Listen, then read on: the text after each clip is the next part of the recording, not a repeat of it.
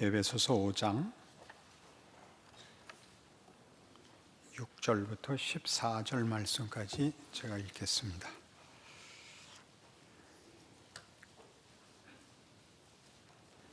누구든지 헛된 말로 너희를 속이지 못하게 하라. 이로 말미암아 하나님의 진노가 불순종의 아들들에게 임하나니 그러므로 그들과 함께하는 자가 되지 말라.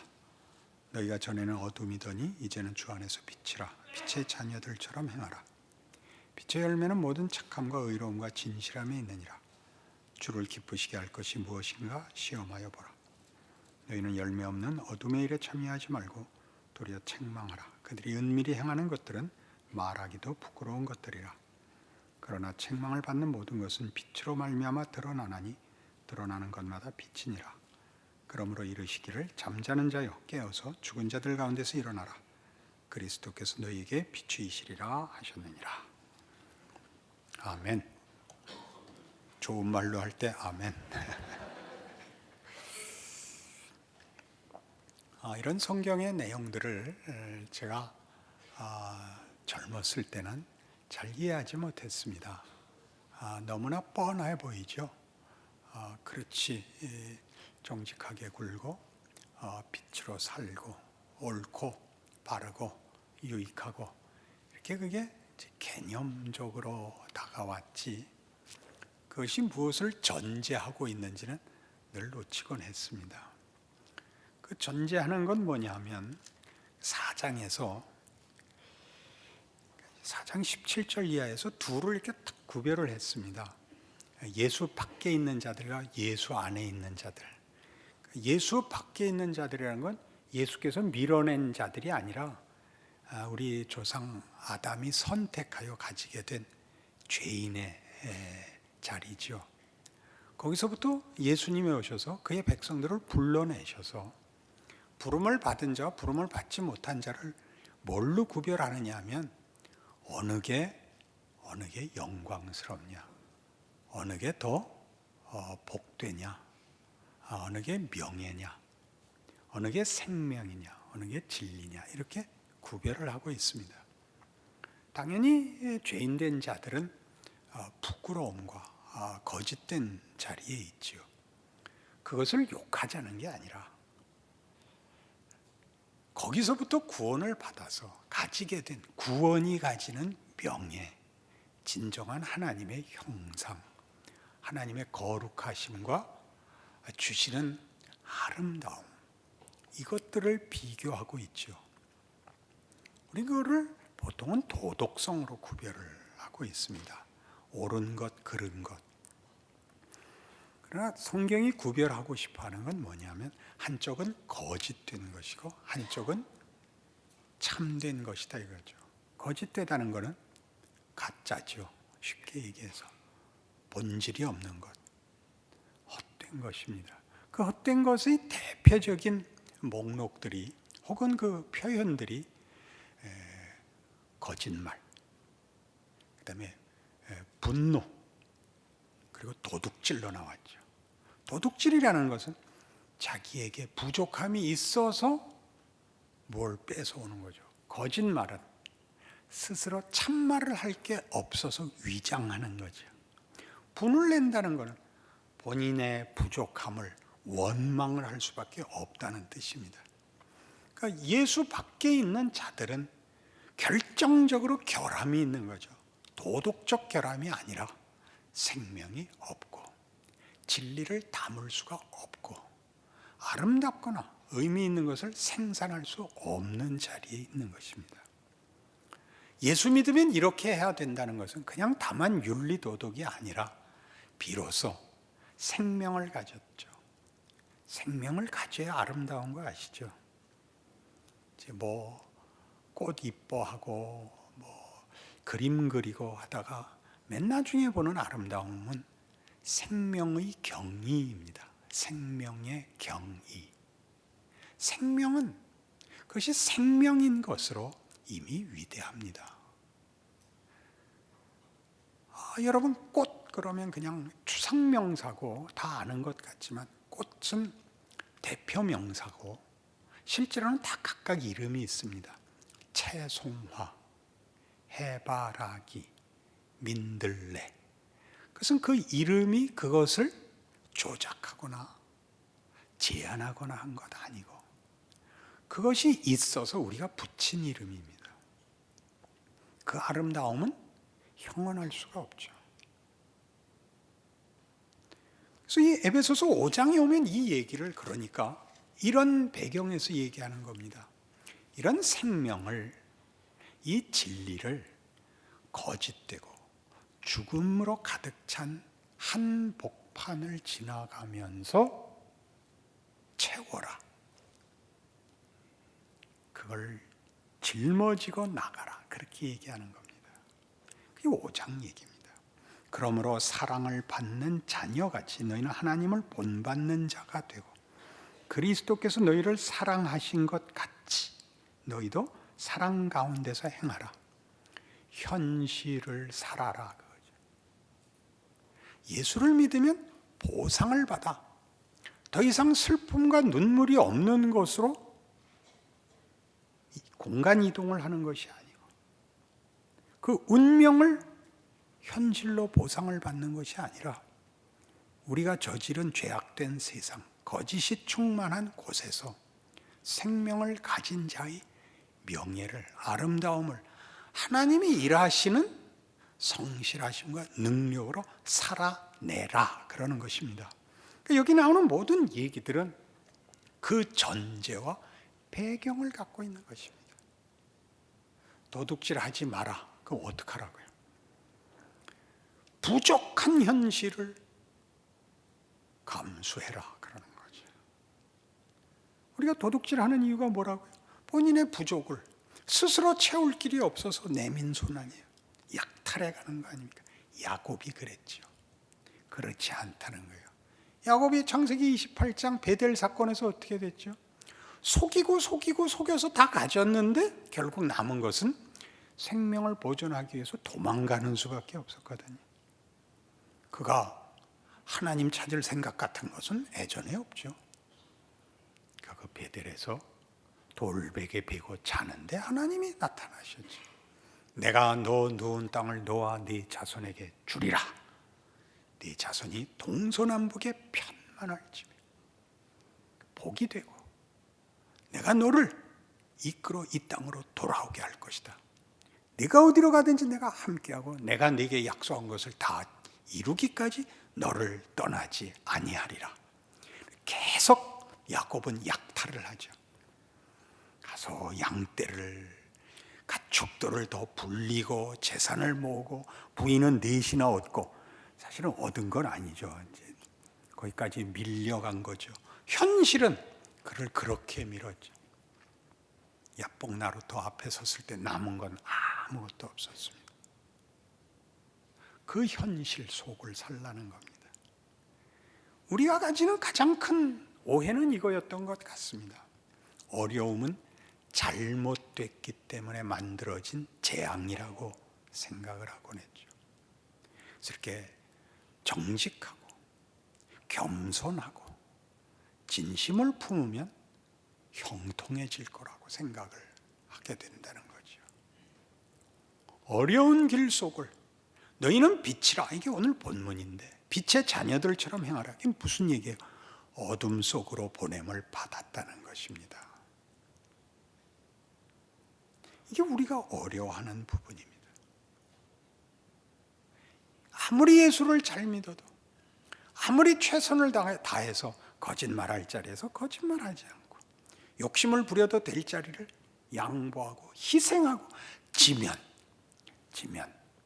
그럼 보상이 올 것이라고 기대했는데 그렇지 않다는 겁니다. 예수 믿다가 나중에 이런 생각이 다 나요. 그러니까 처음부터 그냥 들이댔어야 되는 거야. 양보했더니 아주 당연히 그러는 줄 알고 이게 아주 먹던 떡으로 알아. 그런 생각이 들어요. 누구에 대해서? 세상에 대해서. 너희들 우리 예수 믿으니까 얕보는 거야. 우리가 기도하면 어떻게 되는지 알아? 이 생각이 들죠. 이 소돔 고모라 같은 것들이 아니에요. 그리스도께서 자신을 주신 것처럼 현실을 살죠. 예수님은 살아생전에 받는 보상이 없죠. 70번씩 7번이죠. 그러면 뭐가 된다는 얘기 아니고, 그게 우리가 살아있는, 살아생전에 주신 영원한 약속이에요. 그 영광을 여기서 누리라는 거죠. 그 누리라는 말이 같지가 않죠. 견디는 것이라고 생각하죠. 아니에요. 그게 누리는 거예요. 영광을, 형통한 자리에서 영광을 얘기하면 그게 영광인 줄 몰라요. 인내를, 겸손을, 용기를, 그것을 부릴 수 없는 상황에서 부려야 실력이 생기지, 하나마나 한 곳에서는 그것은 실력이 되지 않습니다. 하나님이 그의 아들을 주신 것은 하나님이 얼마나 굉장한 분인가 하는 생각을 아니할 수가 없어요. 하나님은 말 듣는 종자들만 따로 모아서, 그리고 말 안 듣는 것들을 확 이런 식으로 나누지 않으시고, 그에게 순종하는 자들에게는 순종하는 명예를, 그를 거부하는 자들에게는 한없는 오래 참으심으로 그의 영광을 드러내십니다. 어느 역할을 하실래요? 각각 선택하실 수 있어요. 우리의 실력이 모자라서 원망하는 거죠. 원망을 하지 마시고 그냥 하나의 비명으로 스스로 납득하셔야 돼요. 비명은 거부하는 게 아니라 힘들다는 표시예요. 제대로 그 길을 가고 있다는 뜻이에요. 비명도 안 지를 만큼 우리 세지 않아요. 그럼 틀렸다가 되면 모든 사람에게 원망스러워요. 자, 이렇게 잘했는데도 안 됐다고 생각을 하면 하나님만 원망하는 게 아니라 자기의 현실을 원망하게 돼요. 욥도 그거죠.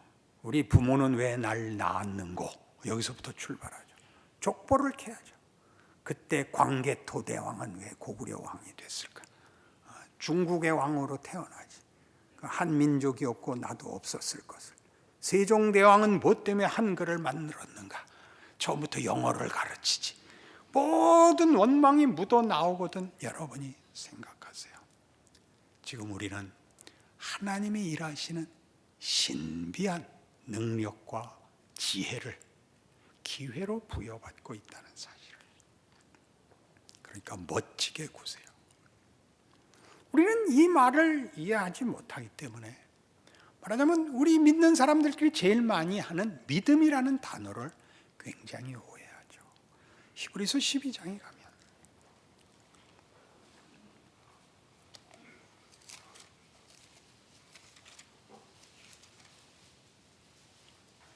히브리서 12장 1절에 이렇게 놀라운 권면을 또는 격려를 또는 지적을 하고 있습니다. 이러므로 우리에게 구름같이 둘러싼 허다한 증인들이 있으니 모든 무거운 것과 얽매이기 쉬운 죄를 벗어버리고 인내로서 우리 앞에 당한 경주를 하며 믿음의 주요 또 온전하게 하시는 이인 예수를 바라보자. 그는 그 앞에 있는 기쁨을 위하여 십자가를 참으사 부끄러움을 개의치 아니하시더니 하나님 보좌 우편에 앉으셨느니라. 너희가 피곤하여 낙심하지 않기 위하여 죄인들이 이같이 자기에게 거역한 일을 참으신 일을 생각하라.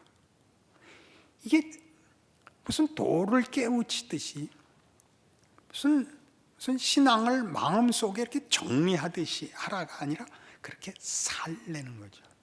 살아내라는 거죠. 그 길을, 그 거역하는 길을, 고통스러운 길을 살아내라예요.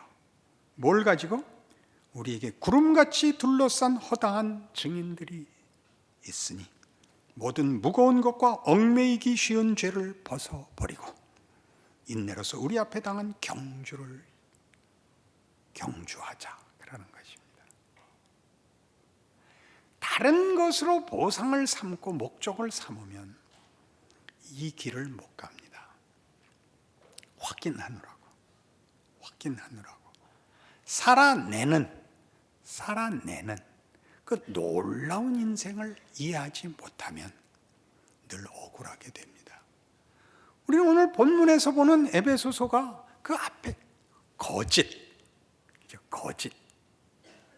부끄러움, 더러움 들로 예수 없는, 생명 없는, 진리 없는 자들의 존재의 본질을, 그 허망함을 지적한 것 같이, 이제 예수 안에서 거듭난 우리를 너희는 예수를 이같이 배우지 아니하였느니라 로 시작되는 새 사람을 요구받고 있습니다. 거기는 사랑하며 참되며 유익하며 빛이며 거룩한 길을 사는 그런 생명이 주어진 새로운 삶인 것입니다. 이 삶을 살아내는 일에 우리가 무엇 때문에 실패한다고요? 잘하면 보상이 있다고 생각해서 우리는 살아서 예수를 믿으면 이 복잡한 세상 속에서 믿는 자는 고통스럽지 않은 길로 인도될 거라고 막연히 생각을 하죠. 그러니 히브리서 12장은 당연히 그 앞이 11장이겠죠. 11장은 그 유명한 믿음장입니다. 다시 한번 이런 관점에서 11장을 보십시다.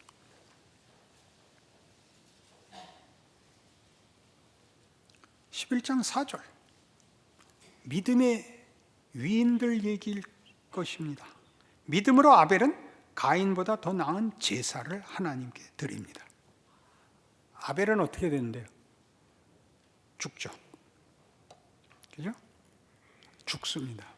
의로운 제사를 드렸으나 그는 피살됩니다. 에녹은 죽음을 보지 않고 옮겨 없습니다. 다 죽는 세상 속에서 삽니다. 하나님과 300년을 동행합니다. 얼마나 외로웠을까요? 그가 하나님에 의하여 하늘나라로 옮겨질 때까지 그 세상에서 하나님과만 동행할 수밖에 없었습니다. 거룩하게 살았다 그렇게 쉽게 얘기하지 마시고, 그런 세상과 짝할 수 없는 외로운, 아무도 이해하지 못하는 길을 걸어야 했을 것입니다. 믿음으로 노아는 아직 보이지 않는 일에 경고하심을 받아 경외함으로 방주를 준비합니다. 지금 시중에 나온 노아는 성경적인 노아를 그리고 있지 않습니다. 노아는 그렇게 폭력적이고 무슨 스펙타클하고 한 일의 주인공이 아니고 하나님의 일하심에 순종한 사람입니다. 그 시대에는 모두가 미쳤다고 했을 사람입니다. 그의 인생이나 그의 생활 속에서 사람들이 공감을 가질 일을 못 가졌었을 것입니다. 믿음으로 아브라함은 부르심을 받았을 때 순종하여 장래 유업으로 받을 땅에 나아갈새 갈 바를 알지 못하고 나갔습니다. 아브라함은 나그네로 삽니다. 믿음의 조상입니다. 아무 보상이 없습니다. 확인되는 곳에서, 안심되는 곳에서부터 붙들려 나가서 모르는 곳을 전전해야 됐습니다. 모르는 사람, 모르는 곳에 간다는 게 어떤 것인지 아시죠? 아브라함은 그렇게 삽니다. 사라는 아이를 낳을 수 없을 때 납니다. 그게 무슨 말인지 아십니까? 당연히 낳아야 할 때 못 낳아서, 여자는 애를 못 낳으면 할 말이 없습니다. 그렇죠. 그 인생을 삽니다. 사라를 쉽게 이해하려고 그러지 마십시오. 사라가 복된 여인이라고 다 알고 있습니다. 그러나 그의 복은 형극의 길을 걷는 것이었습니다. 그 하갈이 이스마엘 낳는 꼴 봐야 됐었고, 그 아마 유세를 떨었을 것입니다. 그래서 결국 아브라함한테 죄를 내보내거나 날 죽여. 제 성경에 그런 문장이 있는데 그랬을 것입니다. 우리는 이것이 무슨 얘기인지 모르고 있죠. 노를 젓다가 손바닥이 부르터 피부가 벗겨져서 그게 무슨 말인지 모르는 겁니다. 그런 와중 우리로서는 이해하기 힘든, 왜 그런 길을 가시는가? 하나님이시니까. 우리의 생각보다 크고 깊으시니까.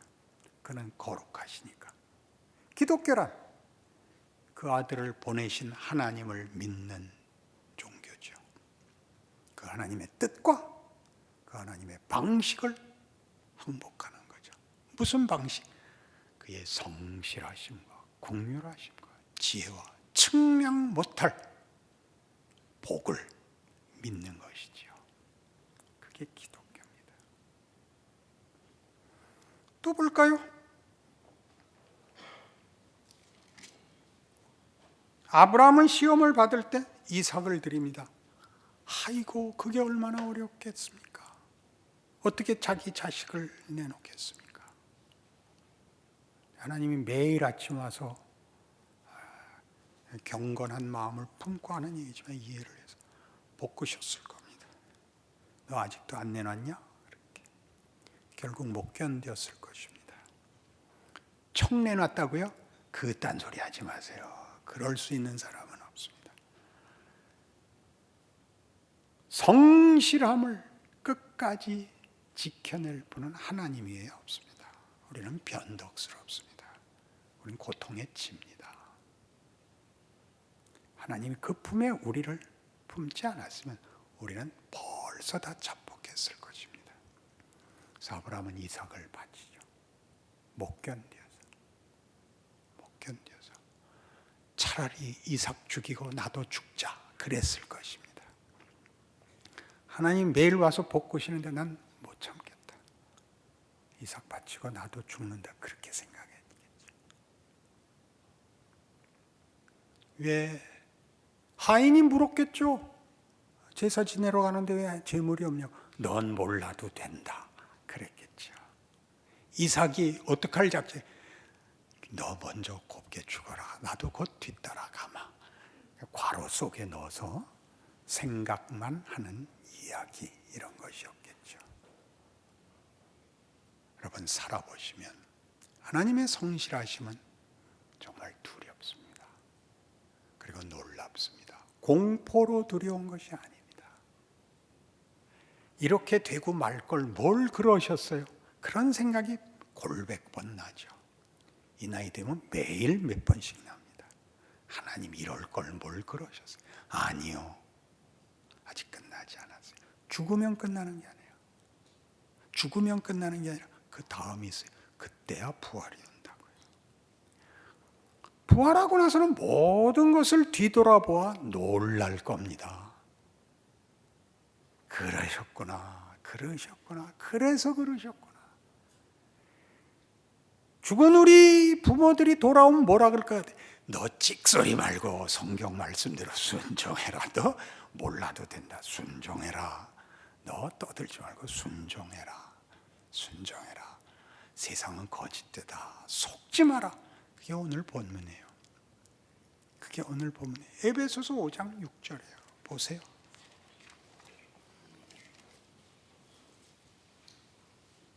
누구든지 헛된 말로 너희를 속이지 못하게 하라. 오늘 본문이에요. 속지 마세요. 우리 눈에 보이는 게 전부가 아니에요. 우리의 소원이 전부 아니에요. 하나님의 목적은 그것보다 커요. 그러니까 믿음의 사람들이 어떻게 살았냐고요? 붙잡혀서 살았죠. 하나님이 붙잡은 자들, 세상에 내주지 않은 자들, 그래서 그 길을 걸을 수밖에 없었던 자들. 그래서 뭘 받았는데? 영원한 약속을 받았단다. 저들은 믿음을 지켰다. 훌륭한 사람들이다. 물론 그렇습니다.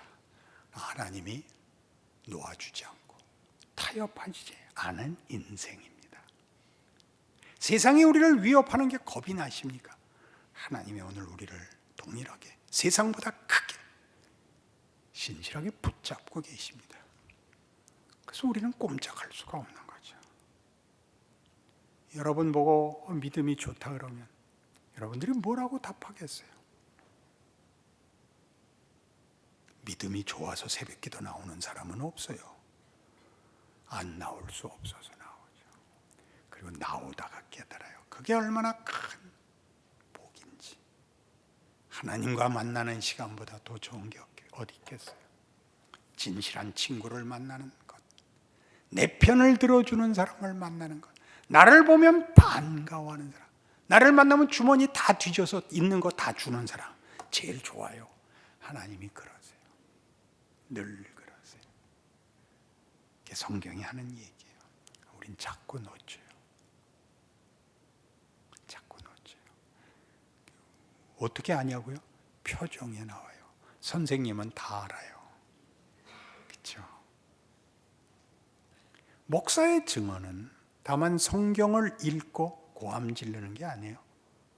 자기 성도들과 동일한 조건을, 인생을 사는 거예요. 가르치는 입장에서 살아야 돼서 어려울 때가 많아요. 맘 놓고 비명을 지를 수가 없잖아요. 더 많이 기도할 수밖에 없어요. 하나님, 최소한의 체면은 세워주십시오. 그래서 아마 한 걸음 먼저 답을 주시는 것 같습니다. 무슨 답이라고요? 이렇게 하면 쉽고 이렇게 하면 형통한 길 아니고 그 길 걸어, 그게 복이야, 이거죠. 우리가 겪은 그 인생, 남의 거 들출 틈이 없는 우리의 어리석음, 우리가 쉽게 포기했던 것들, 후회되는 일들, 그거 다 남는 게 없잖아요. 그러니까 너희가 세상이 준 것 말고 하나님이 준 건 뭐 갖고 있는지 알아. 거짓되거나 더럽거나 분노할 필요 없어. 너희는 하나님 앞에 사랑을 받은 자녀야. 마음 놓고 걸어. 그런 명령 앞에 서는 거죠. 아니, 그런 복된 약속 앞에 서는 거죠. 갈라디아서 6장에 그 유명한 이 말씀이 그래서 조금 더 이해됩니다. 자주 써먹었던 말고 인용했던 말씀인데 오늘 다시 이런 이해 속에서 보세요. 갈라디아서 6장 7절. 스스로 속이지 말라. 하나님은 업신여김을 받지 아니하시나니 사람이 무엇으로 심든지 그대로 거두리라. 자기의 육체를 위하여 심는 자는 육체로부터 썩어질 것을 거두고 성령을 위하여 심는 자는 성령으로부터 영생을 거두리라. 우리가 선을 행하되 낙심하지 말지니 포기하지 아니하면 때가 이름에 거두리라. 그러므로 우리는 기회 있는 대로 모든 이에게 착한 일을 하되 더욱 믿음의 가정들에게 할지니라. 왜? 서로 격려해야 돼요. 세상은 우리 보고 자꾸 위협하고 유혹하거든요. 어디서 위로를 받겠어요? 같은 부름을 받은 믿음의 식구들이 서로 확인해 줘야죠. 당신이 믿음이 적어서 잘못해서 어려움을 당하는 게 아니야. 그건 세상이 주는 위협이고 거짓된 시험이야. 지지 마. 잘했어. 그게 우리가 해야 될, 스스로 속이지 말라죠. 오늘이 무슨 문제라고요? 속지 말라였습니다. 속지 말라. 세상에 속지 말라. 세상이 매일 와서 위협하고 시험한다고 해서 저들이 옳은 것도 아니고 저들이 그 위협과 자기들이 하는 시험에 대해 답을 갖고 있는 것도 아니며 그 답은, 내용은, 운명은 하나님만이 진실한 것을 주실 수 있는데 거짓말하고 있는 거다. 속지 말라. 너희 인생을 스스로 속이지 말라. 너희가 걷는 아무것도 아닌 것 같고 맞바람을 맞는 것 같은 역경이 하나님이 일하시는 방법이라는 것. 어둠 속에 높이 쳐든 빛이라는 것 기억하라. 만일 그것을 모른다면 신앙생활은 할 수 없는 것이다. 그런 얘기입니다. 이 스스로의 조건과 형편을 성경으로 확인하셔서 지금의 형편, 지금의 조건이야말로 하나님이 일하시는 하나님의 지혜와 능력이라 라고 이해하죠. 감사가 있고 예수를 믿는 힘이 솟아납니다. 그것이 없으면 의심하다가 제대로 된 신앙생활을 할 틈이 없어지죠. 그 시험에 지지 마십시오. 누가 최선의 신앙인인가? 여러분 자신입니다. 대신할 수 있는 사람은 아무도 없습니다. 그것보다 더 굉장한 하나님의 능력은 없습니다. 예수 안에서 빚은 새 생명입니다. 기도하십시다. 하나님 아버지 은혜를 감사합니다. 우리가 걷는 길은 하나님이 그 아들을 주신 하나님의 성의와 의지와 약속과 긍휼과 지혜와 능력에 의한 것입니다. 우리는 넘어지고 돌아서고 원망하고 낙심하지만 하나님 포기하시지 않아서 오늘이 있습니다. 남은 인생은 믿음으로 살 수 있게 하여 주시옵소서. 고난과 역경을 감수하고 그 속에서 일하시는 하나님의 손길로 눈부신 하나님의 영광으로 사는 영광과 승리도 주시옵소서. 예수님 이름으로 기도합니다.